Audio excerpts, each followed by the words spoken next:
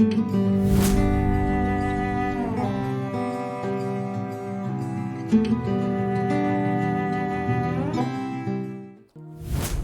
పరిశుద్ధ నామమునకు మహిమ కలుగునుగాక.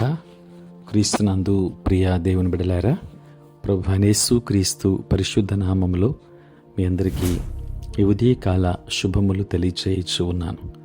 ఈ దినమంతయు మీకు మీ కుటుంబానికి దీవెనకరముగాను ఆశీర్వాదకరముగాను దేవుడు అనుగ్రహించాలని మీ కొరకై ప్రార్థిస్తూ ఉన్నాను. నేటి దినము కొరకు ఏర్పాటు చేయబడిన దేవుని వాక్యం ఫిలిప్పీ పత్రిక 3వ అధ్యాయం 8వ వచనం. నిశ్చయముగా నా ప్రభువైన యేసు క్రీస్తును గూర్చిన అతి శ్రేష్టమైన జ్ఞానము నిమిత్తమై సమస్తమును నష్టముగా ఎంచుకొనుచున్నాను.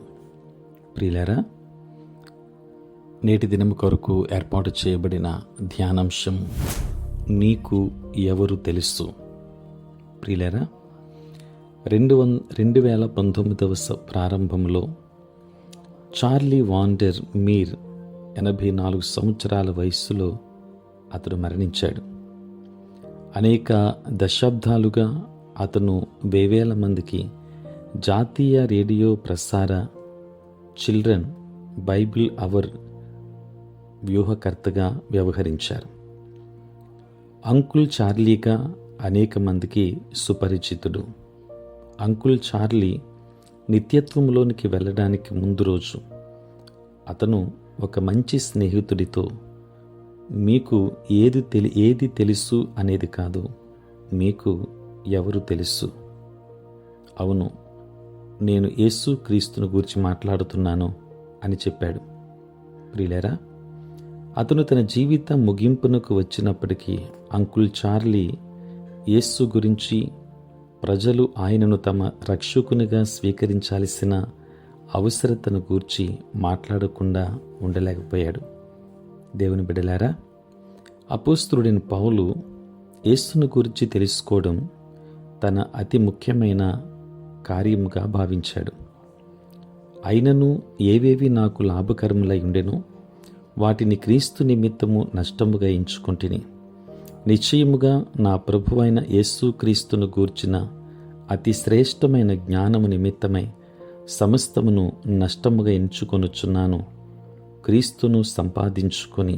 ప్రియులారా, ఫిలిప్పీ పత్రిక 3వ అధ్యాయం 7-10 వచనాలలో మనం గమనించినప్పుడు ఆయన చెప్పిన మాట, సమస్తమును నష్టపరుచుకొని వాటిని పెంటతో సమానముగా ఎంచుకొనుచున్నాను.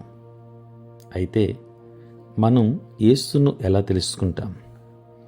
దేవుని వాక్యం సెలవిస్తుంది. రోమాపత్రిక 10వ అధ్యాయం 9వ వచనం, యేసు ప్రభువని నీ నోటితో ఒప్పుకొని దేవుడు మృతులలో నుండి ఆయనను లేపనని నీ హృదయమందు విశ్వసించిన ఎడల నీవు రక్షింపబడదు. ప్రియులరా, మనకు యేసును గురించిన వాస్తవాలు తెలిసి ఉండవచ్చు. సంఘము గురించి మనకు అన్నీ తెలిసి ఉండవచ్చు. మనకు పరిశుద్ధ గ్రంథముని గురించి కూడా తెలిసి ఉండొచ్చు. అయితే యేసును రక్షకునిగా తెలుసుకోవడానికి ఏకైక మార్గం ఆయన ఉచిత బహుమతి అయిన రక్షణను అంగీకరించడం. ఆయనే మనం తెలుసుకోవలసిన వ్యక్తి. ఆయన అందించిన ఉచిత బహుమతి రక్షణను మనం స్వీకరించడమే. కనుక రక్షణ అనుగ్రహించిన యేసును మనము ఎరిగిన వారముగా ఉండాలి. దేవుడు మిమ్మను, మీ కుటుంబాన్ని దీవించునుగాక. ఆమేన్. ప్రార్థన. పరిశుద్ధుడైన తండ్రి, ప్రేమ కలిగిన ప్రభువా, మీ పరిశుద్ధ నామమునకే వందనాలు, స్తోత్రాలు చెల్లిస్తున్నాం నాయన. రాత్రంతయు కాపాడి సంరక్షించి సుఖనిద్రను మాకు దయచేసి మా జీవితంలో మరి యొక్క నూతన దినమును ప్రభువా తండ్రి మీరు మాకు అనుగ్రహించినందులకే స్తోత్రాలు నాయన. ఈ దినమంతా కూడా మీ సన్నిధి మాతో ఉంచండి. మీ ప్రసన్నత మాకు అనుగ్రహించండి. మా ప్రతి బలహీనత నుండి విడుదలనివ్వండి నాయన. మా యొక్క ప్రభువా ప్రతి సమస్య నుండి విడుదల దయచేయండి. ఎవరైతే అనారోగ్యంతో ఉన్నారో వారికి ఆరోగ్యాన్ని ఇవ్వండి. సమస్యలతో ఉన్న వారికి సమాధానం దయచేయండి. రక్షణ లేని వారికి రక్షణ అనుగ్రహించండి. మారు మనస్సు లేని వారికి మారు మనస్సును అనుగ్రహించండి.